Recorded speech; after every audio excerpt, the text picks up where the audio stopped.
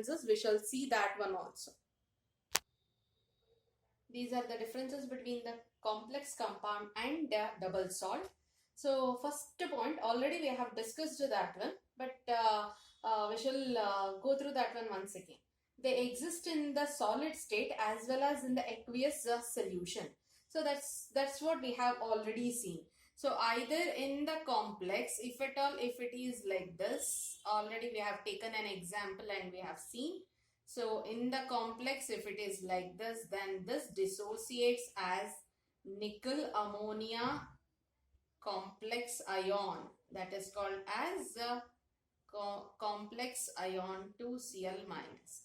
What it is called? This is called as coordination entity or complex ion.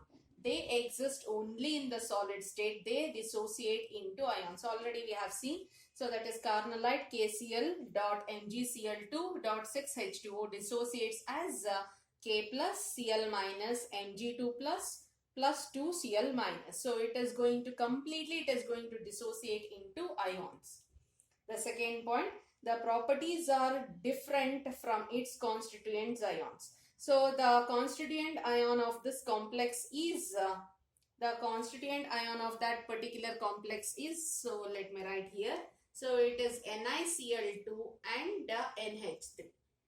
But the property of NiCl2 and NH3 is different from the property of NiNH3 6 times Cl minus. So the properties are same there. The properties are same. So if it is KCl, it has been forming a bond with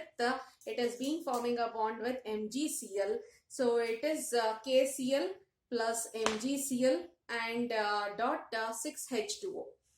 So that is the properties remains the same. Even in the double salt also it is same, and in the this form also it is same. The metal ion satisfies two types of valences. So this is a very important part. So after this we are going to study a few basic terms and techniques we are going to study. So after that we will be starting with an Werner's theory. But in our NCERT textbook, immediate after introduction, we have Werner's theory there. So that Werner's theory you cannot understand without understanding a ligand, without understanding a few basic concepts. So that's why I have started with the basic concepts. Later we'll take up Werner's theory. So this part is going to come under Werner's theory. So the metal ion satisfies two types of valencies. We'll go with this one. The metal ions show their normal valency. That is nothing but, so in the carnallite, if at all, if you see that carnallite, it is KCl dot MgCl2 dot 6H2.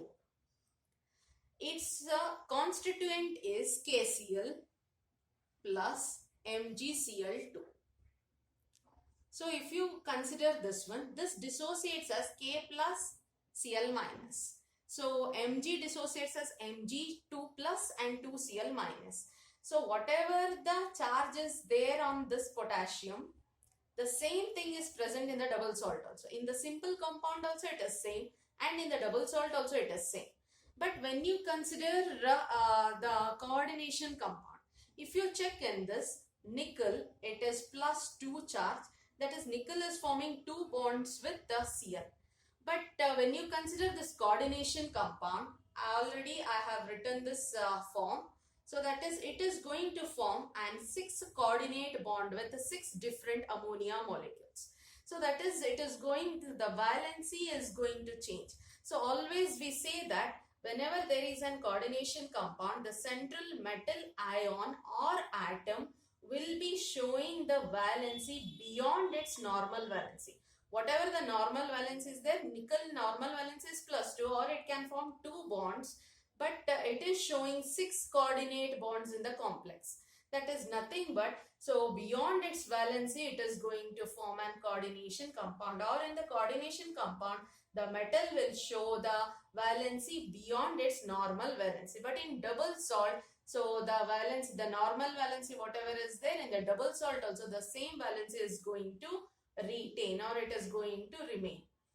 So complex retains its identity in the solution. That is nothing but, so if it is going to dissociate in the solution, it dissociates in this form itself. But in the solution, this double salt is dissociating as K plus Cl minus Mg2 plus 2Cl minus. That it is entirely, it is different from the double salt what it is formed. So that's why retaining identity in the solution, it is going to form the complex ion or coordination entity. But in the double salt, it is going to form and completely it is going to dissociate as ions. So in the constituent particles, how it dissociates, the same kind of dissociation we can observe in the double salt in solution form also. So that is, these are the few major differences of coordination compound and double salt. So one more we can add to this one, that is so complex compounds, it is nothing but it is formed by the mixing of two simple or stable compounds. So that mixing of stable compounds may be equimolar or not. So it is not compulsory that, so those stoichiometric ratios has to be maintained. So we can write coordination compounds may be or may not be equimolar. May be or may not be equimolar. That is stoichiometric coefficients, stoichiometric ratio. We need not to consider. Simply we can add. So that is, we require NH3 in a large quantity. So because of that one, in the beginning itself, I said it is an saturated ammonia solution we are going to take here. But here it is equimolar only. So it should be within the stoichiometric range only we should consider. So it is equimolar mixtures of the solutions only we should take in this. So that is what the major difference between the complex compound and double salt. So next we'll move on to our next topic, that is types of complexes. So complexes have been classified under three categories, that is cationic complex, anionic complex and neutral complex. So how we are going to what is this cationic complex, what is this anionic complex, and what is this neutral complex, we shall see. So first we'll move on to the heading, types of complexes.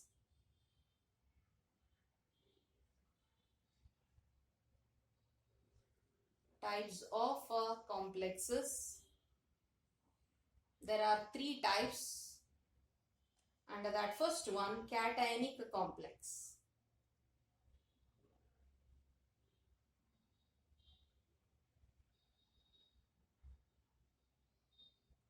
So what is this cationic complex? We shall see. That cationic complex is nothing but the complex ion. Already we have seen how the complex ion will be. The complex ion is nothing but the within square bracket. So metal will be there, central metal will be there. So we have the ligands along with it, and on the square bracket we have a charge there. So that is nothing but complex ion. So let me write that general form. So it is metal with the ligand and there is a charge. Either it may be positive charge or it may be negative charge. So this is nothing but complex ion. So if at all this charge, if it is positive, then it is called as cationic complex. So that is, we can say that the complex ion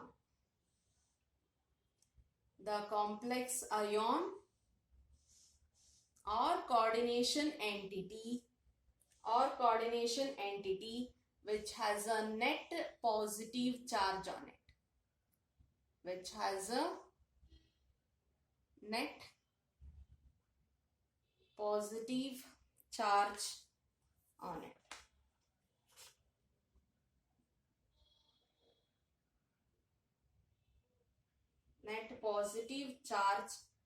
on it is called as cationic complex. So the complex ion which has a net positive charge on it is called as cationic complex. So you can also write definition as the complex ion or coordination entity which has a net positive charge on it is called as cationic complex.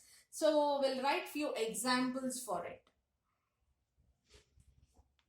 We'll write few examples for it. CO NH3 6 times 3 plus. Likewise, we have already studied Ni NH3 6 times with that 2 plus. This is cationic complex. So we'll move on to the next one, that is anionic complex. The same thing. So anionic complex is nothing but a complex ion with a net negative charge. So on the complex ion there is a net negative charge. If it is there, then it is called as so I'll be writing in a short form, net negative charge on the complex ion. If it is a net negative charge is there, then it is nothing but anionic complex. So we shall go ahead with the examples. So example we have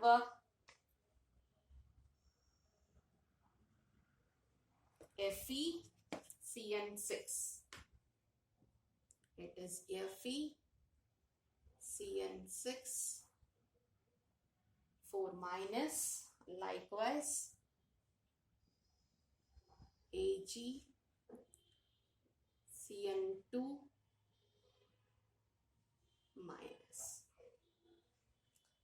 Next one, if at all on the complex, if there is no charge, on the complex if there is a coordination entity doesn't consist of any charge, then it is called as neutral complex.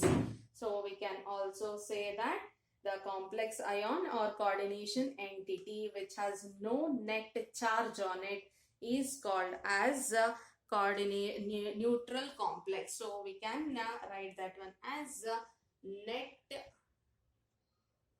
no net charge. Example we have